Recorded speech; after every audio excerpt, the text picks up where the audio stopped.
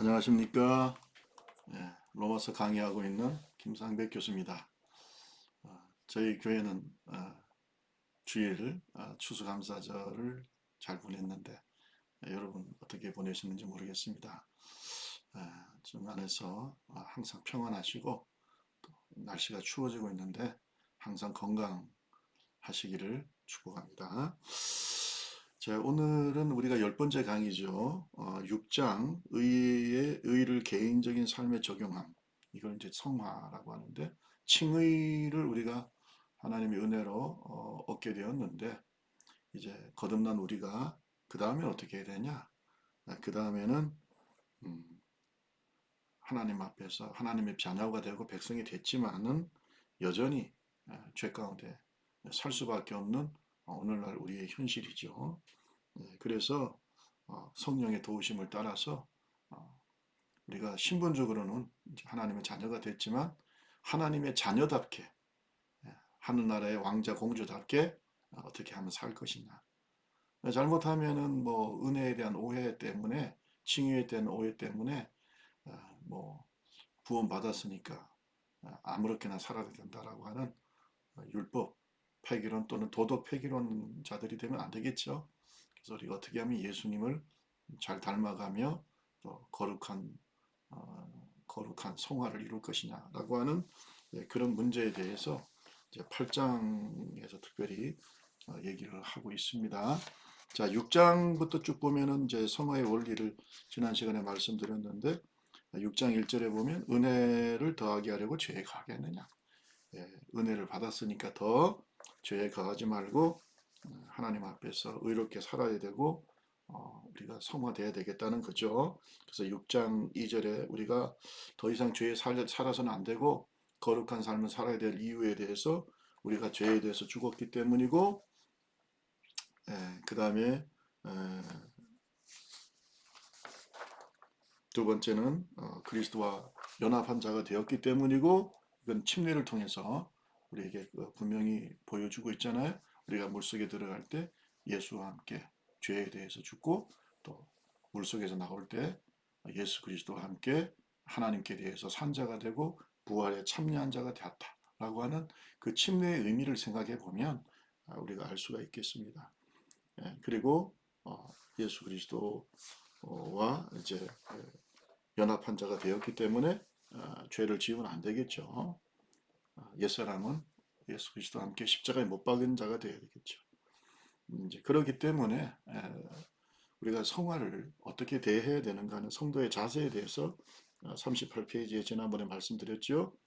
이제는 우리 자신을 죄의 병기가 아니라 의의 병기로 드려야 되겠고요. 6장 12절 14절 그 다음에 6장 15절에서 23절에는 의의 종으로서 우리가 죄에 대해서는 죽은 자지만 하나님께는 순종하는 순종의 사람이 되어야 되겠고 예전에는 우리가 이제 죄에 대해 순종했잖아요. 우리의 정욕에 순종했지만 그러나 이제는 하나님께 의의 종으로 순종한 자가 되어야 되고 그리고 이제 우리가 그렇게 살아야 된다라고 하는 것에 대한 얘기죠. 자, 오늘은 이제 성화의 실제에 대해서 좀 생각해 볼까요? 39페이지에 이제 우리가 율법에서 해방되어서 우리가 예수 그리스도와 연합한 자가 되었는데 이걸 결혼에 비유해서 말하는 것이죠. 성경에서는 결혼은 신성한 구속이고 남편이 살아있을 때는 언제나 그 구속이 유효하지만 해방되는 방법이 있어요. 그 남편에서 해방되는 방법은 아, 죽으면 남편이 죽으면 모든 결혼의 구속에서부터 자유케 되는 것이죠. 그래서 이제 이 율법은 어떻게 보면 좀 좋은 남편이라고 볼 수는 없잖아요, 그죠? 우리를 계속 정죄하고 우리를 힘들게 하고 우리가 그 율법의 의를 이루기가 어렵죠. 그래서 이제 우리가 율법을 따를 때는 어떻게 보면 제 종욕의 노예가 되어 살아가고 그리고 사망의 열매를 맺었죠. 5절에 7장 5절에 말씀하고 있습니다. 7장 5절을 보면은 우리가 육신에 있을 때는 율법으로 말미암는 죄의 정욕이 우리 지체 중에 역사하여 우리로 사망을 위하여 열매를 맺게 했다. 그러니까 우리가 율법의 노예가 되고 또 율법과 연합해서 살아갈 때는 율법이 우리의 남편이 될 때는 우리는 정욕의 노예가 되고 결국은 사망의 열매를 맺게 되었다. 이렇게 말씀하고 있죠. 그런데 이제 우리가 예수님과 함께 우리가 십자가에 못 박았잖아요. 우리가 음, 칭의 거룩하게 됨으로 예수님을 믿고 거룩하게 됨으로 말미암아 칭의를 얻게 됨으로 우리가 이제는 침례에서 우리가 보듯이 율법에 대해서는 우리가 죽은 자가 되고 음, 그래서 이 죽음으로 말미 율법에 대해서 죽은 자가 되고 예수 그리스도와 연합한 자가 됨으로 말미암아 이제는 예수 그리스도를 남편으로 모시게 되었죠. 그래서 부활하신 예수님과 연합하게 되고 그 다음에 4절 말씀 7장 4절 말씀이 그러므로 내 형제들아 너희도 그리스도의 몸으로 말미암아 율법에 대하여 죽임을 당하였으니 이는 다른 이곧 죽은 자 가운데 살아나신 이에게 가서 우리가 하나님을 위하여 열매를 맺게 하려 합니다. 그래서 우리가 이제는 부활하신 예수님과 연합해서 하나님을 위한 열매를 맺게 되었다. 그래서 사실은 거듭나기 전에 칭의를 얻기 전에 우리의 삶이라는 건 아무리 뭐 윤리적으로 도덕적으로 뭐 열심히 살았다 하더라도 그것은 사망을 위한 열매입니다. 아무런 삶에 하나님 앞에서 의미가 없고 그것은 결국 공허한 인생이 될 수밖에 없죠. 그러나 이제 예수 그리스도를 믿고 세상에 대해서 죄에 대해서 율법에 대해서 죽은 자가 되고 또 하나님 앞에서 이제 산 자가 되었죠. 이때부터는 우리가 부활하신 예수님과 연합한 자가 되었고 그 다음에 하나님을 위한 열매를 맺게 되었다. 그래서 저와 여러분이 예수의 이름으로 예수님을 영접하고 또 침례를 받고 그리고 우리가 의로운 자가 되었기 때문에 이제는 예수 그리스도가 우리의 남편이죠. 그래서 죄에 대해서는 자유롭고 또 율법에 대해서 자유한 자가 되고 예수 그리스도의 종이 되고 신부가 되는 이런 축복을 얻게 되었습니다. 제가 여러분에게 그 사진 하나 좀 보여주겠죠. 예수 그리스도의 침례식입니다. 예수 그리스도가 이렇게 우리를 위해서 돌아가시기 전에 침례를 받으셨잖아요. 그래서 우리가 이 침례를 본받아 사는데 예수 그리스도가 침례를 받은 것처럼 우리도 예수님과 함께 이렇게 죄에 대해서 죽고 의에 대해서 산 자가 되는 거죠. 여러분 요거는 어 이건 뭐냐 하면은 그 신들러 리스트 여러분 영화 보셨지만 그 신들러가 많은 2차 세계 때 이제 유대인들을 살리죠. 돈으로 사서 살리는데 그 신들러가 이 유대인들에게 정말 뭐 정말 그 예수 그리스도와 같은 구원자였죠. 많은 유대인들을 자기의 재산을 들여가지고 한 사람 한 사람 돈으로 삽니다, 사실.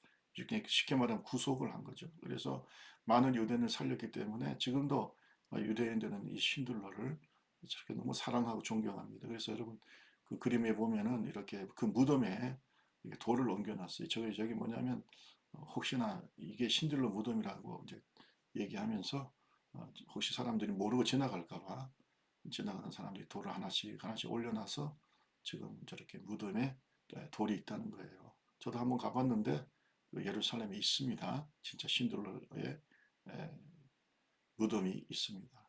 여러분 이 신들보다 더 우리에게 더 훌륭한 구원자가 있죠. 그분이 바로 누굽니까? 우리를 위해서 십자가에서 피와 물을 흘려주신 예수 그리스도입니다.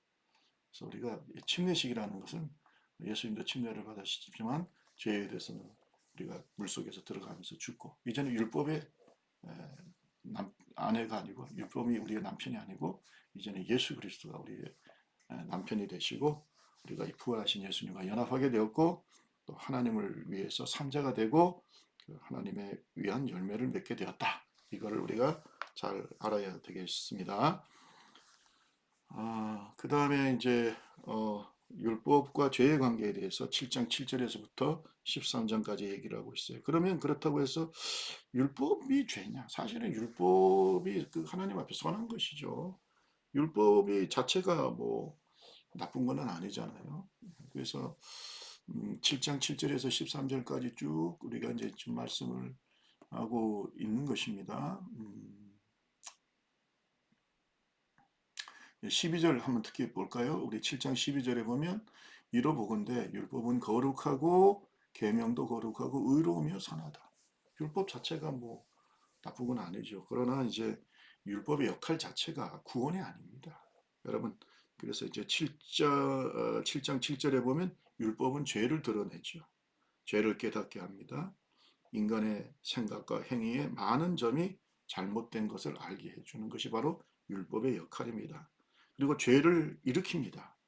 8절에 보면 그러나 죄가 기회를 타서 계명으로 말미암아 내 속에서 온갖 탐심을 이루었나니 이렇게 얘기를 하고 있습니다. 그래서 율법으로 말미암아 죄의 종이 우리 지체 중에서 역사를 해서 죄의 욕망을 증가시켰습니다. 이걸 우리가 반제한성이라고 얘기를 하는데 하지 말라고 하면 더 하고 싶잖아요. 사실 인간은 참 악해요. 사실 본질적으로. 그래서 하지 말라 그러면 더 하고 싶고 이게 이제 반제한성인데 이게 율법에서 하지 말라고 하니까 더 하고 싶은 인간의 욕망을 부추긴다는 거예요. 이제 예를 제가 들어놨는데 아담과 하와에게 하나님께서 선악을 알게 하는 나무의 씨가 따먹지 말라 하니까 더 따먹고 그 다음에 우리가 뭐 교통 표시판을 보면은 좀 예를 들어 30km, 40km 이렇게 좀 천천히 가라 그러면 더 어떤 때는 빨리 가기도 하고 또 학생들에게 술, 담배 하지 마라 그러면 더 하려고 하고 이런 그것을 우리가 반제한성이라고 하는데 이게 율법에서 하지 말라고 하니까 율법은 do와 don't 하라고 하지 말라고 되어 있잖아요. 십계명이 가장 기본이죠. 그러면 더 하려고 하는 인간의 그 악한 본성이 바로 이 율법이 죄를 불러일으킨다는 거고요.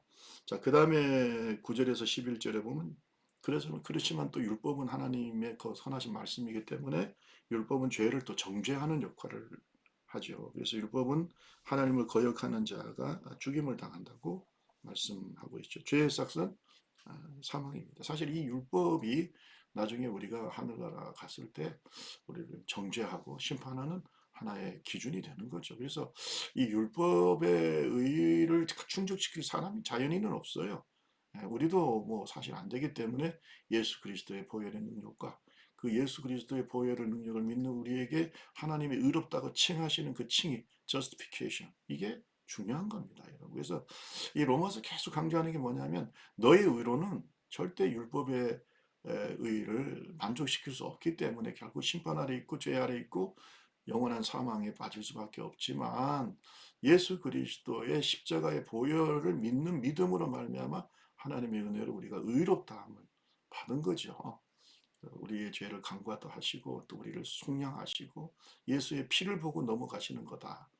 이걸 아주 강조하고 있지 않습니까? 그래서 우리가 로마서를 보면 정말 십자가가 보여야 됩니다.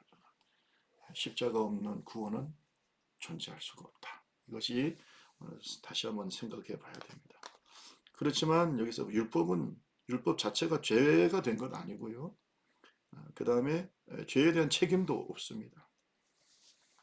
진정으로 율법을 이용하여 죄를 짓게 하고 죽게 만드는 죄 그 자체, 다시 말해서 율법의 문제가 아니라 우리 속에 있는 죄성의 문제라는 것입니다. 그래서 율법은 거룩하고 의롭고 선한 거지만 우리 속에 있는 죄성이 앞에서 얘기한 것처럼 반지향성, 더 죄를 일으키고 욕망을 일으키고 증가시키는 이런 것 때문에 결국 죽는 것입니다. 13절에 보세요. 선한 것이 율법이 내게 사망이 되었는가? 라고 바울 사도는 묻습니다. 13절 그런즉 선한 것이 내게 사망이 되었느냐? 그럴 수 없느니라. 오직 죄가 죄로 드러나기 위하여 선한 그것으로 말미암아 나를 죽게 만들었으니 이는 계명으로 말미암아 죄로 심히 죄되게 하려 합니다. 그래서 우리가 율법은 죄나 죽음을 야기하지 않죠. 단지 죄를 확실하게 드러내는 역할을 하고 그리고 그 죄에 대한 정죄를 하죠. 그래서 원흉은 우리 속에 있는 죄입니다. 사실은. 그래서 선한 율법의 문제가 아니라 그 율법을 오용하여서 선한 것을 악한 목적으로 사용하는 죄가 근본적인 목적이다. 그래서 우리가 이제 도덕 폐기론이나 율법 폐기론, 반율법주의 이런 것도 아닙니다. 이렇게 해서는 안 되죠. 예수님은 말씀하셨죠. 나는 율법이나 계명을 폐하러 온 것이 아니고 더 완전하게 하려고 오셨다 그랬습니다.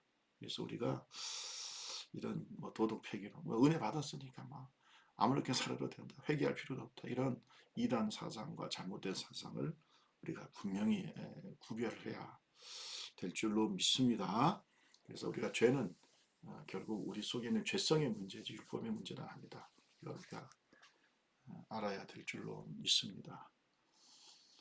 자, 우리 7장 14절에서 25절에 보면 우리 내면의 갈등에 대해서 얘기하고 있어요. 이게 사실 우리가 성화돼야 될 중요한 이유 중에 하나죠. 신자들이 이중적 실상을 얘기합니다. 두 자아가 대립하고 있습니다. 이 여기에 대한 병행 구절들이 갈라디아서 5장 16절 24절, 에베소서 4장 22절 24절입니다. 여러분 같이 한번 읽어보시기 바랍니다. 로마서 7장 14절에서 25절 말씀과 또 앞에서 제가 말씀드렸던 갈라디아서, 에베소서 여러분 40페이지 그 그림 위에 나와 있죠. 이런 것을 잘 여러분 보시길 바라고요. 제가 이제 이 그림을 한번 이렇게 그려봤습니다. 우리 네모는 우리의 마음입니다. 마음 속에 옛사람이 있죠. old self. 이 old self라는 말이 이제 에베소서 4장에 나옵니다. 옛사람, old self. 그 다음에 우리 속에 또 새 사람이 예수 믿고 나면 칭의, 거룩한 하나님의 의롭다함을 받게 되면 우리 속에 새 생명의 역사가 나타나고 결국은 새 사람이 우리 마음속에 창조가 되죠. 이게 뉴 셀프입니다. 그런데 이제 우리가 예수 믿기 전에는 올드 셀프만 있겠죠, 당연히. 예수 믿고 난 다음에 우리 속에 새 사람이 생겨납니다. 뉴 셀프가. 그래서 여러분 구원받는 자는 새 사람이 있어야 돼요. 이게 바로 새 생명의 역사입니다. 이게 있어야 구원받은 사람이지 만약에 나는 올드 셀프만 있다 그러면 아직도 구원받은 사람이 아니죠. 그래서 우리 속에 이제 뉴 셀프가 있는데 그래서 우리가 아직도 예수 믿어도 잘 믿어도 옛사람이 있기 때문에 계속 갈등을 하게 갈등이 일어나게 됩니다. 왜냐하면 옛사람은 갈라디아서 5장 16절에 보면 육체의 소욕, 육체의 욕망을 따르게 되고요. 새 사람은 당연히 성령을 따르게 되겠죠. 이 사이에 계속 이 두 법이 싸우고 갈등하게 됐습니다. 그래서 어떻게 보면 성화는 이 갈등의 과정이다라고 얘기하죠. 성화는 영화의 단계까지 가기 전에 우리가 계속해서 예수 그리스도를 닮아가는 그 영적인 거룩함을 이루어가는 과정이잖아요. 예수 닮는 과정인데 그 과정 속에서 우리는 계속 이렇게 옛사람과 새사람 사이에 갈등이 있다는 것입니다.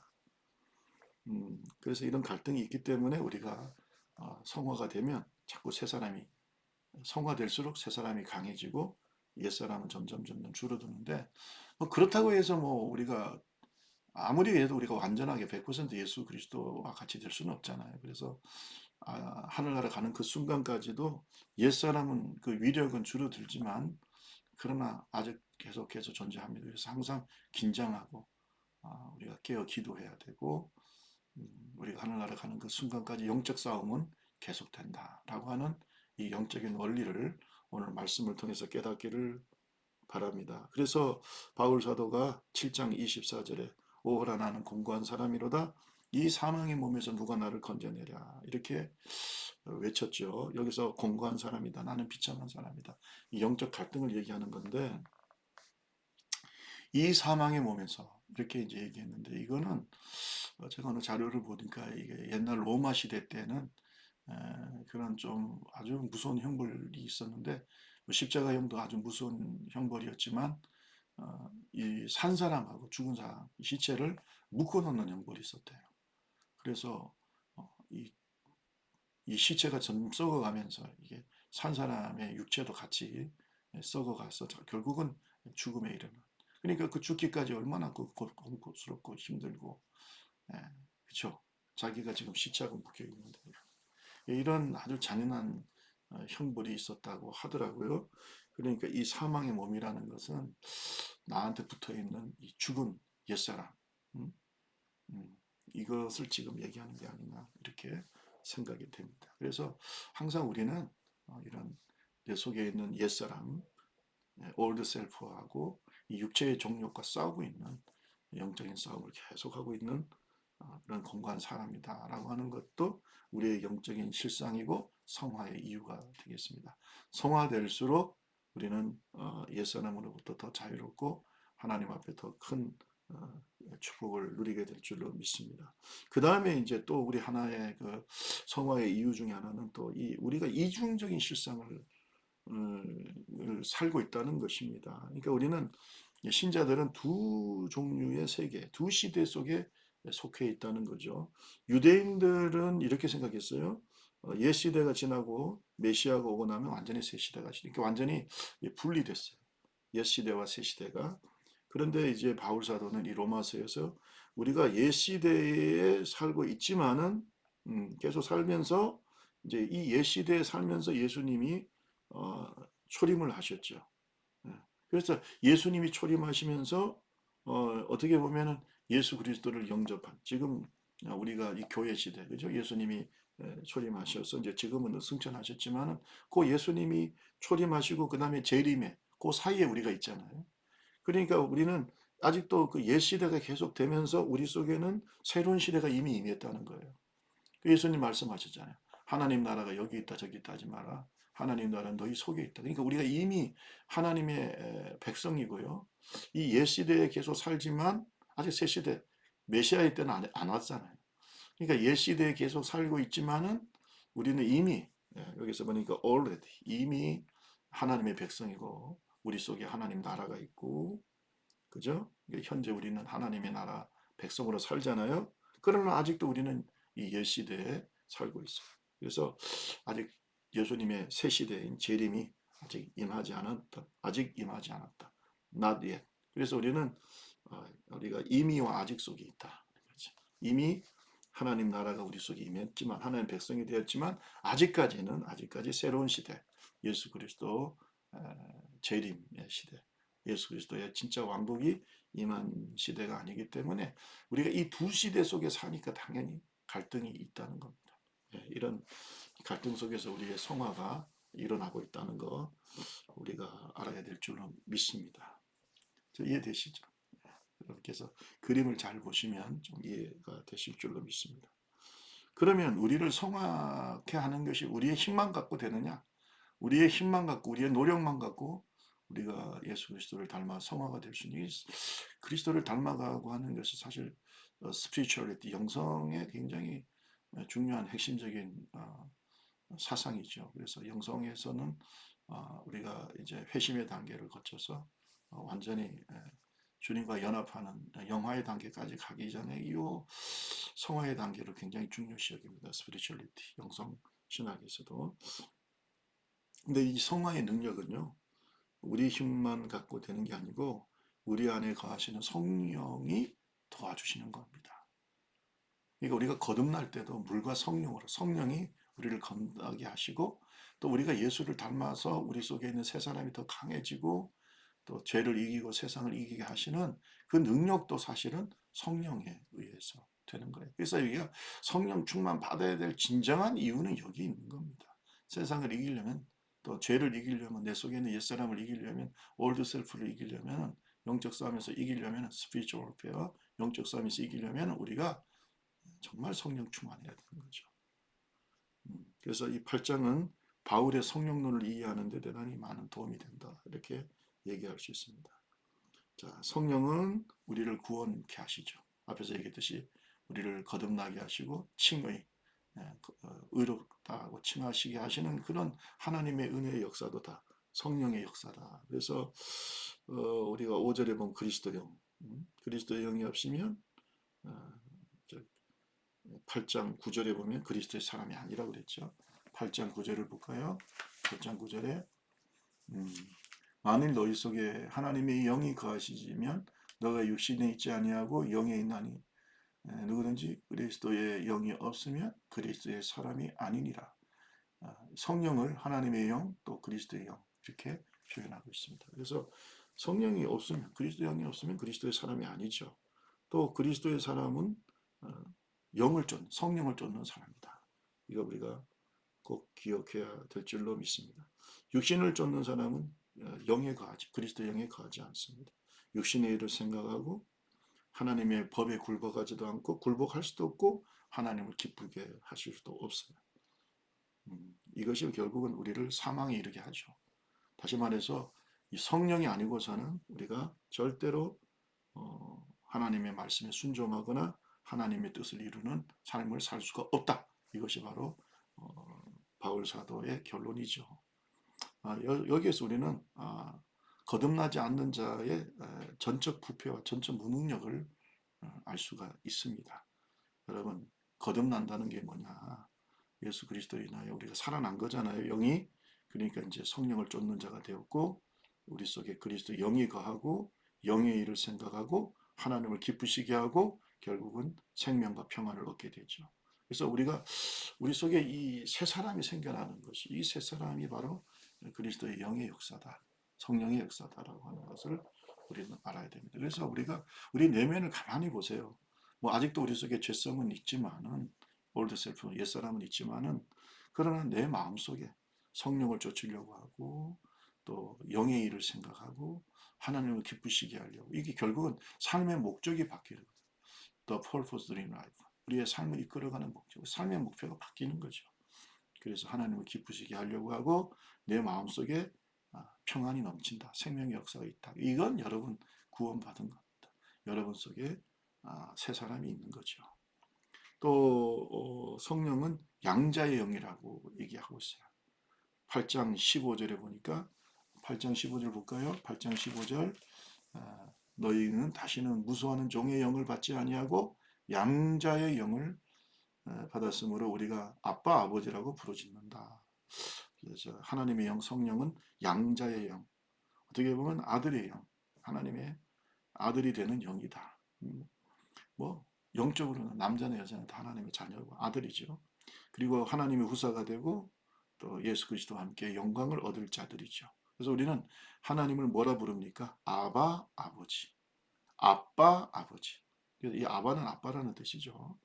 그래서 이것은 아주 그 유대인들, 어린 아이들이 아버지를 아주 친숙하게 부르는 표현입니다. 그래서 우리나라 말로는 아빠, 이렇게 표현할 수 있어요. 아빠 아버지. 자, 그래서 이 성령은 이렇게 우리를 하나님의 자녀가 되게 하시는 역사가 있죠. 이거 다 거듭남, 칭의와 연결되어 있습니다. 또 그리스도 안에서 생명의 성령의 법이라고 성령을 말씀하고 있습니다. 그래서 믿는 자를 중생케 하시는 것도 다 성령의 역사이고요.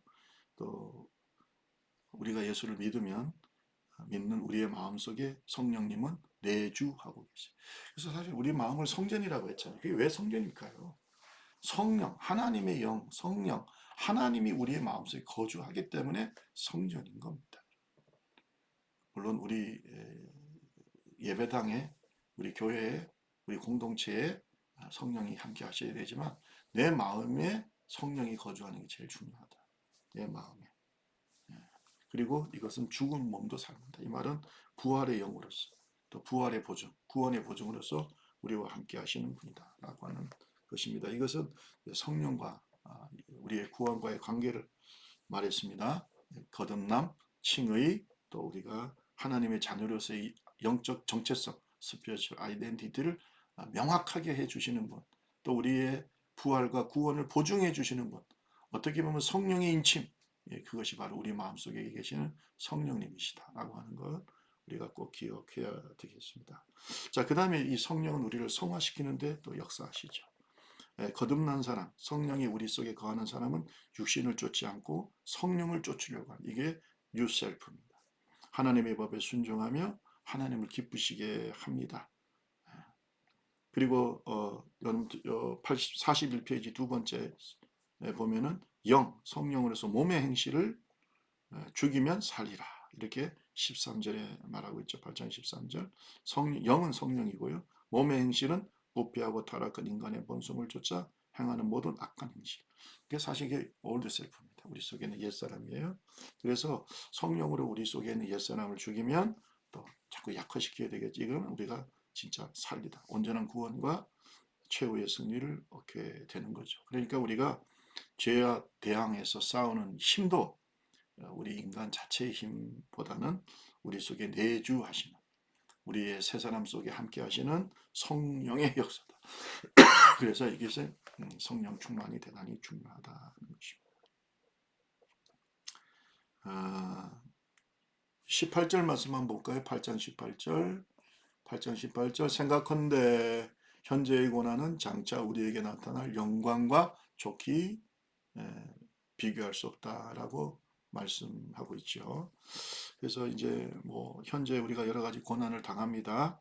옛날 그 바울사도 시대 때에도 내우외환, 내적으로는 외적으로는 로마와 유대의 인들의 여러 가지 박해가 있어, 조직적인 박해가 있었고, 내적으로는 또 이단과 여러 가지 도덕적 타락, 또 세속화 이런 어려움이 있었지. 지금도 현대교회 똑같습니다. 어려움이 많습니다. 이런 것은 바로 제자로서 사는 고통이에요. 어떻게 보면 우리가 예수님의 제자로서 영적인 아이덴티티, 정체성을 분명하게 살다 보면 이런 고통이 옵니다. 이것이 어떻게 보면 성화의 고통이다. 이렇게 말하고 있습니다. 우리가 좁은 길을 가잖아요. 내로웨이, 좁은 길을 간다. 이 좁은 길을 간다는 것 자체가 고통이고 이것이 바로 성화의 고통이다라고 하는 것도 우리가 알아야 됩니다. 그런데 이 현재의 고난은 장차 우리가 받을 영광과 좋게 비교할 수 없다. 아멘. 여러분 잘 승리하시기 바랍니다. 그래서 우리가 장차 누릴 영광을 생각하면서 끝까지 인내합시다. 25절, 그다음에 19절에서 23절에 보면 이 피조물들도 이런 어떻게 보면 두 세계, 이미와 아직. 이미 하나님의 나라가 우리 속에 있지만 아직까지 예수님의 재림하지 않은 이 두 세계 속에서 진정한 회복, 구원을 갈망하면서 탄식합니다. 이 피조물들도. 그리고 우리가 성화될 수 있도록, 고난을 이길 수 있도록 우리의 연약함을 누가 도우신다고요? 성령이 도우시는 겁니다. 우리 믿음으로 한번 읽어볼까요? 8장 26절 27절. 이와 같이 성령도 우리의 연약함을 도우시나니 우리가 마땅히 기도할 바를 알지 못하나 오직 성령이 말할 수 없는 탄식으로 우리를 위하여 친히 간구하시느니라. 마음을 살피시니가 성령의 생각을 아시나니 이는 성령이 하나님의 뜻대로 성도를 위하여 간구하십니다. 파라클레토스, 도우시는 성령이 보호자, 위로자, 상담자. 성령께서 우리를 도우세요. 우리 연약함을 도우세요. 우리가 성화되도록 도우세요. 아멘. 이 성령님을 항상 의지하고 승리하는 저와 여러분 되시기를 주님의 이름으로 축원합니다. 그러면 성령님과 영화는 어떤 관계가 있을까? 8장 28절에서 30절에 말씀하고 있습니다. 우리는 성령으로 말미암아 궁극적인 구원, 이거 이제 우리가 영화, 온전한 구원이 우리가 구원의 3단계 얘기했죠. 첫째는 칭의, justification, 그 다음에 이제 성화, sanctification, 그 다음에 영화. 우리의 몸과 영이 다 구원받는 그런 온전한 구원, 궁극적 구원, 이것이 바로 glorification, 영화죠. 이것도 성령이 다 우리를 인도하시는 겁니다. 우리가 성령으로 말미암아 이 영광스러운 그 영광, 그리스도의 영광과 그 구원을, 궁극적인 완전한 구원을 확신할 수 있습니다. 그 이유가 있죠. 내주하시는 성령께서 우리를 인도하시고 또 영원 전부터 하나님께서 성령 안에서 우리를 예정하시고 섭리하시기 때문이다. 이렇게 얘기하고 있으니까 하나님이 우리를 이미 예정하시고 또 섭리하시고, 섭리라는 것 뭐냐면 하나님께서 하나님의 목적대로, 선하신 목적 우리를 인도하고 계신다. 걱정하지 마라. 이런 주님의 예정과 섭리 속에서 우리는 궁극적으로 성령 안에서 우리의 영적인 승리를 확신할 수가 있습니다. 자, 그 다음에 우리 29절에서 30절 아주 중요한 말씀이 있는데요. 8장 29절, 30절. 하나님이 미리 아신 자들을 또한 그 아들을 형상을 본받기 위하여 미리 정하셨으니 이는 그로 많은 형제 중에서 맏아들이 되게 하려 하심이라. 또 미리 정하신 그들을 또한 부르시고 부르신 그들을 또한 의롭다 하시고 의롭다 하신 그들을 또한 영화롭게 하셨습니다. 이렇게 말씀하고 있는데 여기 이제 구원의 단계가 나옵니다. 미리 아신 자들. 29절에 보세요. 29절에 하나님이 미리 아신 자들. 이걸 우리가 예지라고 하죠. 그 다음에 미리 정하셨다는 겁니다. 예정이죠. 그리고 우리를 부르셨다는 겁니다. 30절에 소명 부르시고 우리를 의롭다 하셨다. 30절에 이걸 우리가 칭의라고 해요. 그래서 또 이 칭의, 거룩한 의롭다 한 우리를 영화롭게 하셨다. 30절에 영화롭게. 영화의 단계까지 우리를 인도하시는데 이걸 우리가 골든 체인, 골든 체인, 다시 말해서 황금 사슬이라고 합니다. 그래서 기독교 진리 앞에서 얘기했죠. 예지, 예정, 소명, 칭의. 또 영화, 이런 모든 기독교 진리를 한 줄로 쭉 깨우는 황금 사슬이 있다라고 워필드 박사가 얘기를 했습니다. 그래서 기독교 진리를 한 줄을 깨어났다 이렇게 얘기하고 있습니다. 자, 그리고 8장 31절에서 39절에 보면 성도들의 최후 승리에 대해서 성경의 황금장인 이 8장, 로마서 8장의 결론이 바로 8장 31절에서 39절에 나옵니다. 우리가 결국은 칭의, 그 다음에 성화를 거쳐서 결국은 우리는 최후 승리, 영화에 이를 것이다라고 하는 그 확신을 바울 사도가 우리에게 심어주고 있는데 이 8장이 황금장입니다. 로마서의 가장 중요한 장이고요. 또 그 중에서도 이 8장 31절, 39절은 결론 부분이 굉장히 중요한 말씀이다. 이렇게 말씀하고 있어요. 그래서 여러분 그 42페이지 1번, 4번, 1번에 보면 독생자까지 내어주신 하나님 그 사랑을 아무도 끊을 수 없어요. 아무도 끊을 수 없다. 왜냐하면 재판장, 최종적인 재판장, 지금으로 말하면 대법원장, 재판장 대신 하나님께서 우리를 의롭다고 선언하셨는데 그것이 최고의 권위이기 때문에 누구도 그것을 바꿀 수도 없고 또 고발할 수도 없다. 이런 것을 알아야 되겠죠. 그리고 중보자 되신 예수님께서 지금도 우리를 예정하시고 예지하시고 그리고 우리를 부르시고 구원하신 그 예수 그리스도께서 우리를 위하여 친히 성도를 위해서 간구하고 계신다. 이것이 바로 끊을 수 없는 예수님의 사랑이다. 지금도 우리를 위해서 간구하고 계신다. 누가 끊을 수 있겠냐? 누가 우리를 그리스도의 사랑에서 끊을 수 있으리요?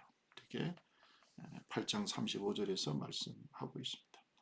우리 8장 35절에서 마지막 절까지 한번 읽어보겠습니다. 누가 우리를 그리스도의 사랑에서 끊으리요? 환난이나 곤고나 박해나 기근이나 적신이나 위험이나 칼이라 기록된 바 우리가 종일 주를 위하여 죽임을 당하게 되며 도살당한 양같이 여김을 받았나이다. 함과 같으니라.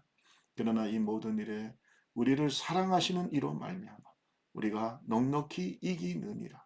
내가 확신하노니 사망이나 생명이나 천사들이나 권세자들이나 현재일이나 장래일이나 능력이나 높음이나 깊음이나 다른 어떤 피조물이라도 우리를 주 그리스도 예수 안에 있는 하나님의 사랑에서 끊을 수 없으리라. 아멘. 이 믿음을 분명히 갖고 최후 승리. 우리의 힘이 아닙니다. 그것이 아니고 우리를 사랑하시고 힘주시는 그 성령님 안에서 예수 그리스도의 사랑 안에서 하나님의 은혜 안에서 우리가 넉넉히 이길 수 있다는 겁니다. 이것은 바로 성도의 구원의 확실성과 최후 승리 영화, 최후 승리 영화를 확신하게 보여주시는 말씀이다. 하나님께서 예수 그리스도를 통해서 이미 이루신 이 구원의 역사에 우리가 동참하는 겁니다. 여러분 믿음 가지시고 또 오늘 말씀을 통해서 우리가 확실한 구원의 확신과 또 예수 그리스도를 닮아가는 성화를 영적인 싸움에서 잘 이기고 승리해서 영광스러운 예수 그리스도의 영광에 같이 동참하는 하나님의 모든 백성이 되기를 주님의 이름으로 축원합니다. 감사합니다. 장시간 함께해 주셔서 감사합니다. 다음 시간에 뵙겠습니다. 오늘도 승리하시기 바랍니다. 감사합니다.